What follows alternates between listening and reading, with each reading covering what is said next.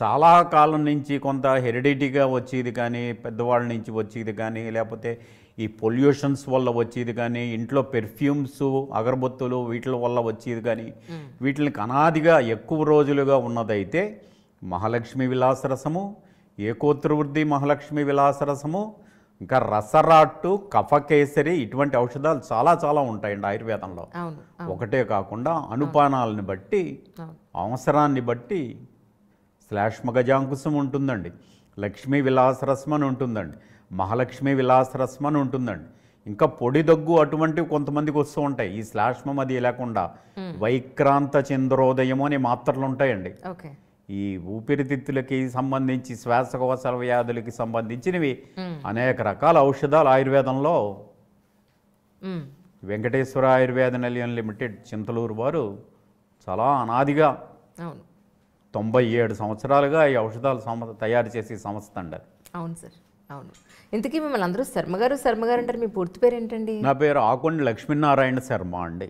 Okay okay, right right sir.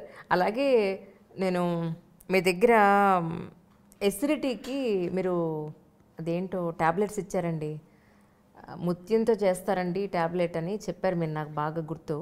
So ఎసిడిటీకి శాశ్వత పరిష్కారం ఆయుర్వేదంలో ఉందంటారా సార్? ఏ వ్యాధికైనా సరే పరిష్కారము అనేది ఉంటుందండి, ఔషధం ద్వారా తగ్గించుకోవచ్చు.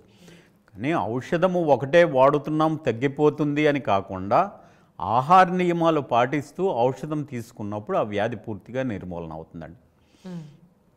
గ్యాస్ కానీ, అజీర్ణం కానీ, ఎసిడిటీ కానీ, కడుపు ఉబ్బరం కానీ, మలబద్ధకం కానీ, ఇవి అన్ని రకాలు కానీ ఇందులో ఏదైనా కానీ మనము సమయానికి ఆహారం తీసుకోకపోవడం వల్ల, ప్రతి మనిషి కూడా ఉదయం బ్రేక్ఫాస్ట్ తీసుకోవాలి, మధ్యాహ్నం లంచ్ తీసుకోవాలి, నైట్ డిన్నర్ తీసుకోవాలి.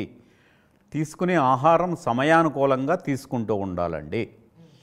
టైం కానీ టైంలో తినడం వల్ల అవసరం కాకుండా అనవసరమైన ఆహారం, అంటే అన్నీ అవసరమైనవి అని అనుకోండి, oil foods, spicy foods, masala foods ఇటువంటివి తినడం వల్ల, టైంకి ఆహారం తీసుకోకపోవడం వల్ల ఈ జీర్ణ ప్రక్రియ కొంచెం ఇబ్బంది చేసి ఇటువంటి వ్యాధులు వస్తూ ఉంటాయండి.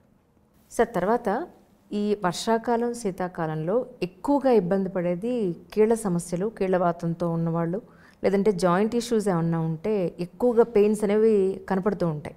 సో అలాంటి వాటికి ఆయుర్వేదంలో ఉన్న మెడిసిన్ అంటే ఏమని చెప్తారు సార్?